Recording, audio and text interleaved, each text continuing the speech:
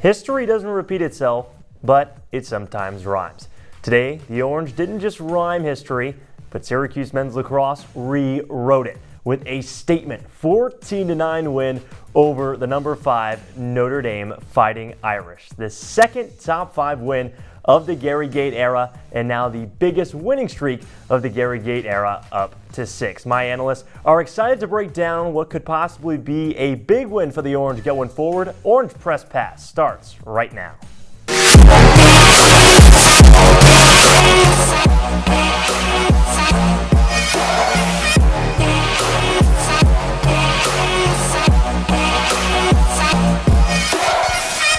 If your drums aren't blown out, it's Orange Press Pass time here in our CitrusTV studio. Max Gifford, Nicholas Waley, and Luke Burgess excited to break down number 7 Syracuse men's lacrosse's big win over the number 5 Notre Dame Fighting Irish. This is an Irish team that Syracuse hadn't beaten since all the way back in 2018, and there are so many things to talk about once this game finished. And look, I just have one thing to say. Now that's Syracuse men's lacrosse. Exactly the kind of performance that Gary Gait and his team needed. Obviously, going into this game, we're on a good win streak, 5 games in a row. But they knew that they had this big slate of games coming, starting with this huge game against Notre Dame in the Dome. 11,000 people inside the JMA Wireless Dome. Boy, did they turn up, and boy, was that probably the best performance in the Gary Gait era. Guys, I think championship weekend is officially back on. College lacrosse landscape this year is really wide open. I think Syracuse proved today that it can compete with some of the best in the nation. Notre Dame, despite some losses, was still certainly in the conversation for championship weekend. And I think Syracuse showed that it can hang with these teams and beat these teams, something that we really haven't seen all year. And starting with beating the back-to-back defending national champions definitely doesn't hurt. But how did this game break down? How did the Orange get their biggest win over the Irish since all the way back in 2013? Let's take you down to find out. 11,268 on hand, the largest crowd in men's lacrosse this season. But the Irish, it was deja vu, got off to a hot start. Here's Matt Jeffrey, a rifle into the top left corner to give ND an early 1-0 lead. The Irish would actually go up by 3 early on in this game. But then the Orange started to fight back later in this contest. How about Peyton Anderson? The inside roll dodge splits the D, and the Orange get on the board finally. And then the Orange, just a couple minutes later, cut the lead back to 1, and it was Luke's guy, Sam English, coming up clutch. Yeah, Sam English was fantastic this entire game, Max. Made some great plays in the midfield, super physical, and a heck of a goal right there. This guy proved why he's so valuable today. The way he moves off ball, so good. Someone just as valuable, Wyatt Hottle. How about him inverting the offense there and then turning the Notre Dame defense inside out? How about an 8 straight goal run for the Orange to end that first half? 8-3, and there's Joey Splino, one of 5 goals he would have in this contest. Orange with a comfortable 5-goal cushion, but Nick, you could not count Notre Dame out down the stretch. The Fighting Irish are a top 3 scoring offense in the country for a reason. If you fall asleep, they're going to make you pay. There's Wilma Harris getting the goal, and then finally, Chris Kavanaugh scratches the score sheet. That made it a 9-5. So the Orange channeling their inner Dolly Parton at the end of that third quarter. And into that fourth quarter, who do you know again? Here's Chris Kavanaugh. Once again, you let him get his hands free. He takes advantage. But the Orange would get plenty of opportunities thanks to Notre Dame. Some late fouls gave plenty of opportunity to the Orange on the man-up unit. And look, out of nowhere, blink and you'll miss. Trade here, fresh back in on the man-up unit. His first goal in 2 games. That made it a 13-7 SU lead. And then how about some sprinkles on the statement win? Owen Hiltz finishes it off for the Orange, the final 14-9 from inside the Dome. Guys, this was one that the Orange did not have at the start, but really just were in cruise control from there on out. After the first 3 goals that Notre Dame scored, the Syracuse team just found it in them. I was really impressed to see the way that they didn't have to wait until the end of the first quarter to wake up. All of a sudden, bang, on that 8-0 run to end the first half, Joey Spallina was absolutely fantastic in this game. But also, shout out to Jimmy McCool as well. Made a few really, really big saves down the stretch. I talked about it on Q's Countdown before the game. I love the way that Syracuse established the physicality in their house. They said, you're not coming in here and bullying us around. We're going to hit you hard, put you on the turf. They did that all afternoon long, and it was just impressive to see. They weren't taking anything from Notre Dame, Max. Yeah, we talked about a lot on Q's Countdown just before this game, and, well, yikes. All the way down at the bottom. That is so unfortunate. How does that happen? Minus 7 and 9 at the bottom? Free coverage entrance minus 31. I thought I did all right. I think there might be a little bit of collusion going on here. We've got our sports director, Avin, up at the top. That can't be right. Those numbers have to be manipulated. I just want to let it be known, I had Syracuse's goal margin exactly correct. I said Syracuse was scoring 14 goals, but I did have Notre Dame scoring 16. So that was unfortunately where I went wrong. And today, the Notre Dame defense really just went wrong because they couldn't stop one guy in particular, and that was who else but Joey Spallina. This guy, say what you want about the narratives. Some people say he shrinks in the big games. Some people say he can't play against the big opponents. Well, I'm sorry. For those people out there, you clearly have not watched Joey Spallina and have not gotten the Joey Spallina experience. He was dominant today. 4 goals, 1 assist, just an absolute dominant performance from start to finish for the junior. Really put the team on his back today en route to the Orange's 5-goal win. Now, of course, we could talk about Spallina all day we want, but we still got plenty more to break down with this game. When we come back, we'll talk a little more X's and O's and how Syracuse came out on top against the Irish. OPP returns in a moment.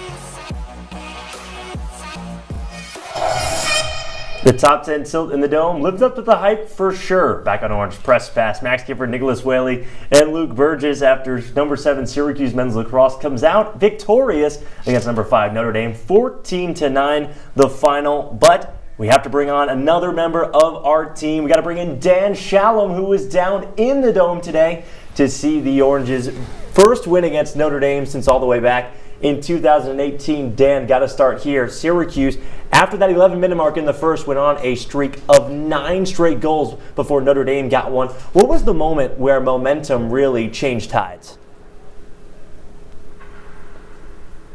So I asked Joey Spallina about it in the post-game press conference. What changed for your team? He said, we just needed to see that first Peyton Anderson goal trickle in at the 4-minute mark, and from there on out, we felt settled. If you looked at the first 10 or so minutes of this game, Syracuse looked so tense on offense. They really had nothing. Peyton Anderson took the ball into his own hands, went all the way to the crease, and scored. For Joey Spallina, he said that really freed up the offense, took the tension away in front of this massive Dome crowd, and just made it so that this Orange offense was playing free. Dan, we saw throughout the game that the energy on the sideline, the guys were bouncing, Gary Gay and his staff keeping things cool, calm, and collected. Over 11,000 people in the Dome. How did the energy impact the game, and how did that impact the performance? It was everything, Nick. If you look again at the first 10 minutes of this game, the Dome was quiet. people were tense. There was a feeling of so much nerves that this team was going to do the same thing it did against Virginia in that first quarter, go down and really take a while to come back. But once that Peyton Anderson goal trickled in for this team, the Dome came alive. It felt like Notre Dame couldn't even connect a pass on that 9-0 run, and where they didn't score for 40 straight minutes was simply because of this Dome crowd making so much noise, making it so hard for this squad to play, and it was the biggest crowd in all of college lacrosse this year for a single game. Really made a difference. You want to talk about home field advantage? It was definitely in play here this afternoon. Dan, what a game today for Syracuse's offense. I know that's what a lot of the conversation is going to be about, but I do want to ask you about the defense, because the defense was really impressive today. I've harped all afternoon on the physicality, but what did you think about the defense's performance impacting this game today and getting the win for Syracuse? I mean, the defense was everything. You hold Chris Kavanaugh to just 2 goals in this game. That's so impressive. And the fact that you can hold back-to-back national champions to no goals for 40 minutes is just insane, and something that Syracuse is going to take with them throughout the rest of this season. There was big questions, and Joey Spallina addressed it in the press conference. This team doesn't show up in the big ones. They simply don't play well, all that.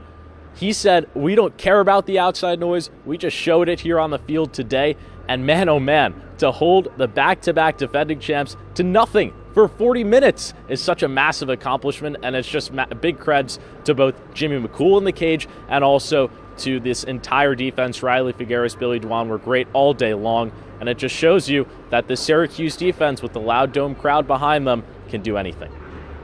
Tell you what, Syracuse might be tuning out all the outside noise, but we're definitely not tuning out the noise inside the Dome. From Dan Shalam, great job today. Appreciate your coverage all game long. Dan, really appreciate your work once again.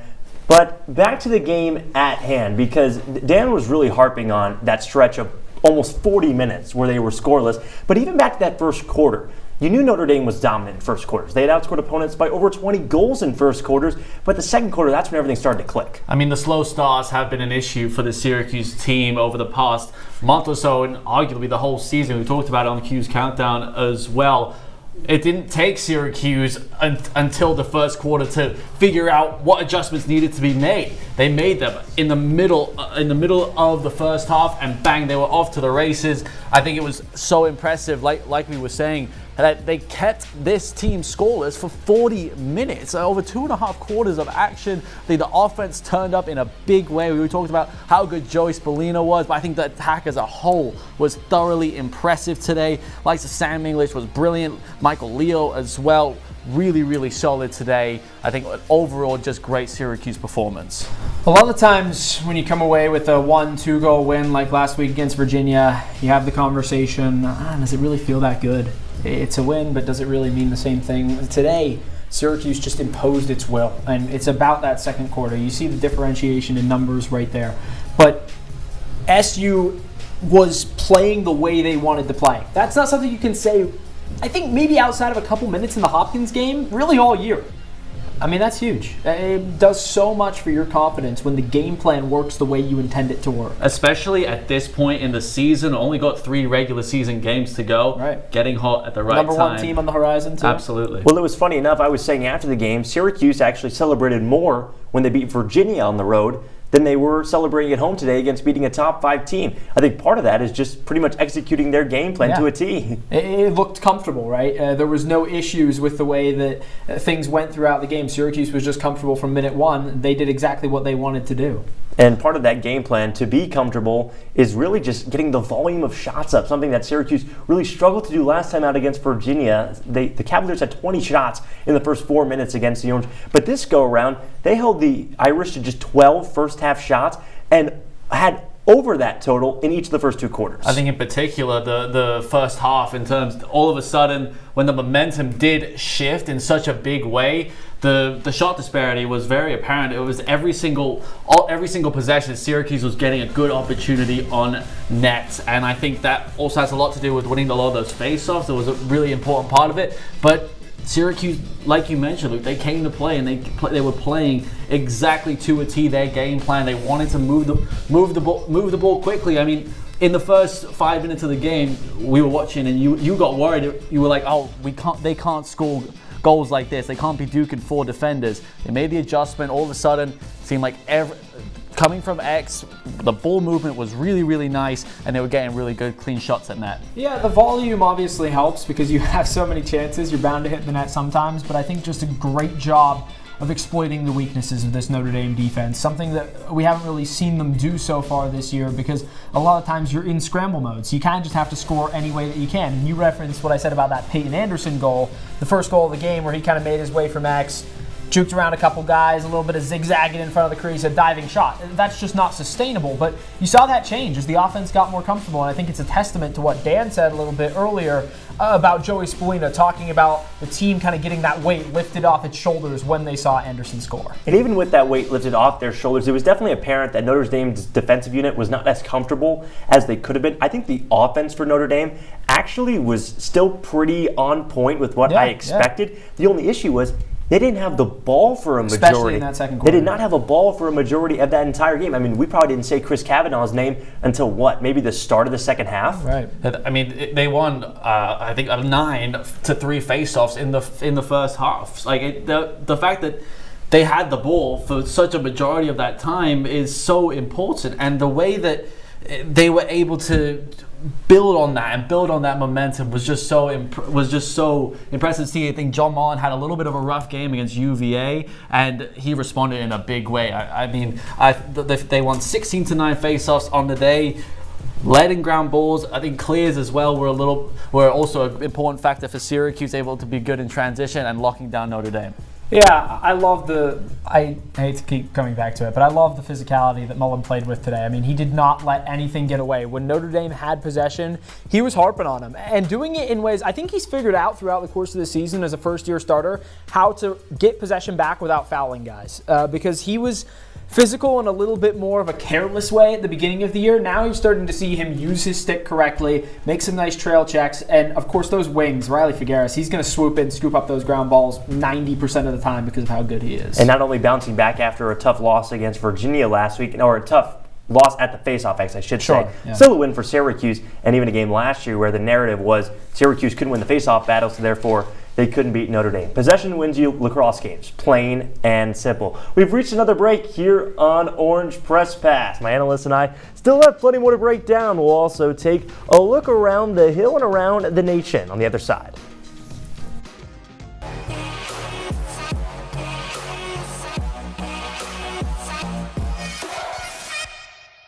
Norm. He lives with anxiety, but with the help of this latest innovation from Be Normal, he can be normal, just like everyone else. With the swipe of a finger, you can project happiness, confidence, machismo. Why settle for being real when you can be normal?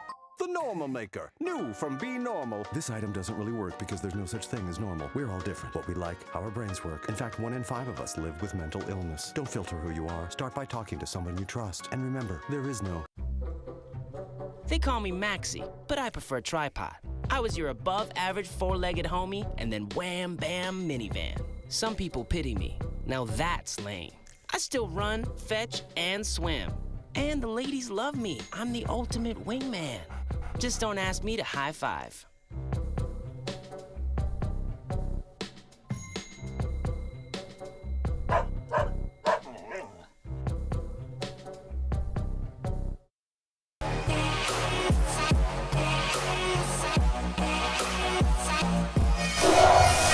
Syracuse streaks by Notre Dame 14-9 back on Orange Press Pass. Max Gifford, Nicholas Waley, and Luke Burgess. Plenty of other action around the hill today, though, as well. Not only this lacrosse game, but how about Syracuse women's lacrosse? They're over on the West Coast playing Cal, and they are looking to bounce back after a tough weekend or a tough weekday game against Yale. Particularly against Yale, that was a little bit of a surprise to me. I think, especially with how they were dominated in the draw circle as well, that's been an issue for the Syracuse team, especially this season. Having been really good at the draw circle, that was a big Achilles heel against Yale. Hopefully, they'll do a little bit better today against Cal. And what a week of travel too. Going from New Haven on Wednesday, flying straight out to California. That's the reality of college athletics in 2025. You gotta miss class. They can't play a spring game in Colorado because they're worried about missing class, but they can take the women's lacrosse team from New Haven to Berkeley. I was just going to say that, they don't want to see Deion Sanders and Fran Brown, but they do want to see Kayla Traynor out on the West Coast, I guess.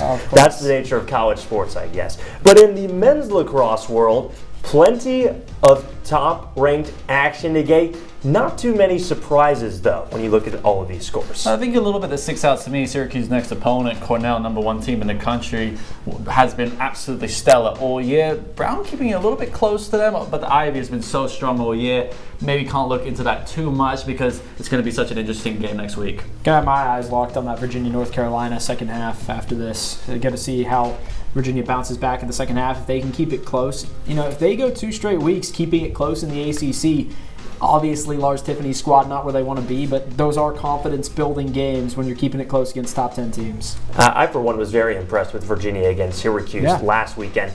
But we'll see how Syracuse bounces back because they already won, but how they continue to build on this momentum because this was such a big win for the Orange. Beating Notre Dame for the first time in 7 years, how much confidence does this give you going into the final stretch of the season? It gives you everything. I mean, that UVA game was certainly an important one, especially the way that it ended. Syracuse were down by 1 going into the final 10 minutes of the game. They were able to go on that 3-0 run and get that win, and like you mentioned, Max, they celebrated it very, very much so, and may celebrate it arguably more than they did in this Notre Dame game. But not just for the players, but for Gary Gait as well. Probably the biggest win of his career as the SU men's lacrosse head coach. I mean, going into this late stretch of the season with still a couple big ACC games, still got Duke, number 1 Cornell to come, and UNC to come as the final game in the Dome in the regular season. Need to get those wins to guarantee a home game in the ACC and NCAA tournament. No doubt about it. I mean, the confidence you get from beating a back-to-back national champion, I don't care if they're a little bit weaker this year, that's huge. And like you mentioned, Nick, going up against Cornell next week, it's a neutral site game. You don't really know what the vibes are going to be for that game in terms of the crowd, the atmosphere. I just have a feeling it's going to be raining. That's not based on any type of science. It just seems like that would be what would happen on Long Island. But I think that Syracuse needed this win today. You win in front of your home crowd. We haven't talked enough about how good that crowd was today. I know you talked about the attendance record in college lacrosse this year, but I mean, they really got willed to victory by the people in there. We'll talk a little bit more about that later on, though. Yeah, it'd be interesting to know if this game was played at Arlotta Stadium, if the result might have been different. I know you might have talked about that a little bit. Yeah, don't give them too much now. Don't give them too much. But one player that we did talk about a lot, and I think everyone has talked about coming into this game, was Joey Spolina. And they asked, can he really perform against the big opponents? It seems to be a recurring narrative season after season, game after game, because he had a career high 11 points against Colgate, but then only had 1 point against Virginia. But then he shows out once again, 5 points, 4 goals. But it's also what he does that's not on the stat sheet that makes it such an important part of this Syracuse team. I mean, of course, I did say on Q's Countdown, I don't want to say I'm just this guy who knows everything about lacrosse, but I did say Syracuse would win this game if Joey Spolina had 5 or more points. Guess what? He did have 5, but it wasn't just about him today, about his scoring ability, because obviously those 4 goals are huge against a really, really good Notre Dame defense. It's his ability to just to work off the ball and work and help his teammates out more, create that space, and that is why he's one of the best players in the country. Spolina's the ultimate team guy, like he goes out after these games when he reaches a big milestone like the 200 points a couple weeks ago, and he's like, I'm just about the team. I just want to see us get to championship weekend. I think today there was a little bit of revenge in his mind. He was like, no, I'm going to show everyone that I can compete against the top team in the country. And, 4 goals and assists, that's huge. I mean, it does so much for the narrative around him, and that doesn't have to matter, but the reality of the situation is these guys see social media. They know that it does really matter, and today he silenced the doubters. I think this is a huge game for what he could do for the rest of the season as well. How important is that as well as a leader? The rest of his team look at Joey. Right. They look at him as the go-to guy. How important is that going to be down the stretch? Well, it's no doubt that Syracuse men's lacrosse is the New York Yankees of men's lacrosse, and he is essentially the Aaron Judge. We've got one more with or without here. a torpedo bat. No torpedo bats? No. Well, maybe some torpedo sticks or crosses, I guess you could call them. We'll figure out how Joey Spolina and these, I guess, torpedo bats, as Luke will call them, shook up the national rankings on the other side.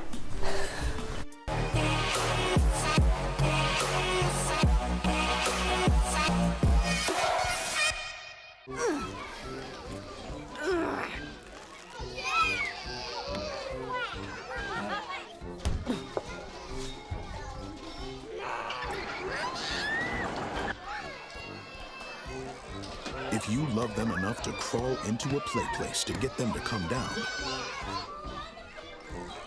then surely you'll check nhtsa.gov/the right seat to make sure they're in the right car seat.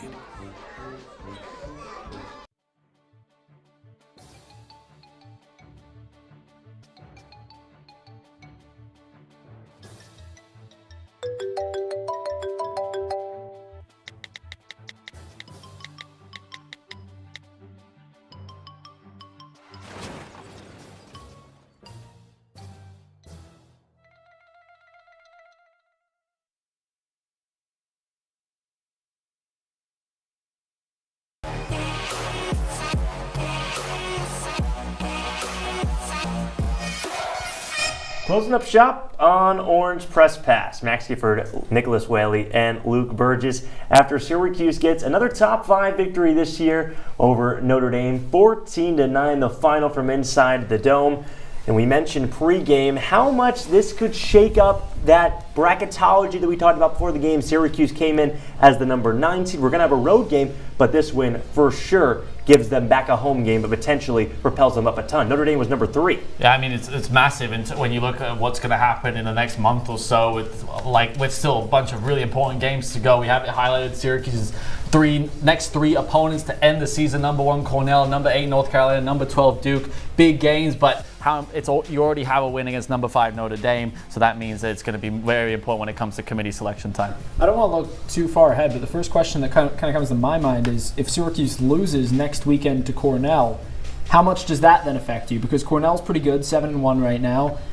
Are you going to drop down a ton? I kind of feel like they're probably going to stay where they are to a degree if you lose that game. So it's interesting to see how all this stuff is going to develop, but with 3 really big games left for SU, there's still a lot up in the air.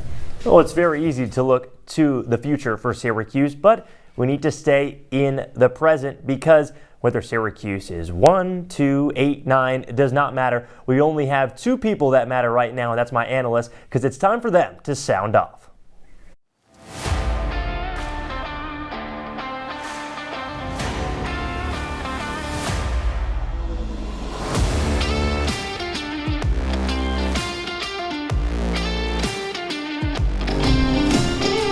Syracuse is back as a national contender, ladies and gentlemen. Yes, the next 3 games are not any easier. Number 1 Cornell, number 8 North Carolina, number 12 Duke. But if they play the same way they did today against the Fighting Irish, the defense locking down one of the best offenses in the country, and the offense working like clockwork, this Syracuse team will be there for Memorial Day weekend and will be in contention for the national title. Book it, count it, place your bets right now. I love that, Nick. It's a very bold prediction. I want to talk about today's game a little bit more, because it was a fantastic effort from Syracuse, no doubt about it. But I think if this game is in South Bend, Syracuse comes out on the losing side, not the winning side. It cannot be understated how important the JMA Wireless Dome crowd was today. More than 11,000 people in those new seats this year, and they made a real difference. The fans got behind them when they got hot. And I think it just proves Syracuse Lacrosse has the best fans, bar none, in the country. They can make the Loud House as loud as some of the basketball games this year. And my goodness, it made a huge impact today as SU rolls on to win. Yeah, even though Notre Dame normally has the entire football team on their sideline cheering them on, didn't have any of that today. And Syracuse's faithful definitely willed them and outpowered any firepower that Notre Dame's fans threw at them. But Syracuse won't be at the Dome next week. It's a neutral site game down in Uniondale, New York, over in Long Island, taking on number 1 Cornell. So much to think about in this game, but my brain immediately just goes to CJ Kurse. If you stop him, you have a chance. Yes, you do have a chance, because he is probably the best player in the country right now. That matchup between him and Joey Spallina is going to be certainly fun to watch. The Big Red and the Ivy League in general have been phenomenal all year. It's going to be much-watched lacrosse. Yeah, no doubt. You said he might be the best player in the country. He is the best player in the country, and he beat Syracuse last year in overtime. This game is going to be a little bit different, although I did get confirmation from our CC producer, Dan Papillo, that it will be raining on Long Island. They're going to have to shut down Cornell in the rain again this year. Well, rain, go away, and unfortunately, we have to go away as well here on Orange Press Pass. For Luke Burgess, Nicholas Waley, I'm Max Gifford, signing off for now. Thanks to our executive producer, Gabe, Perrin. I want to thank a big thank you to our entire production crew. Thanks for watching. This has been Orange Press Pass.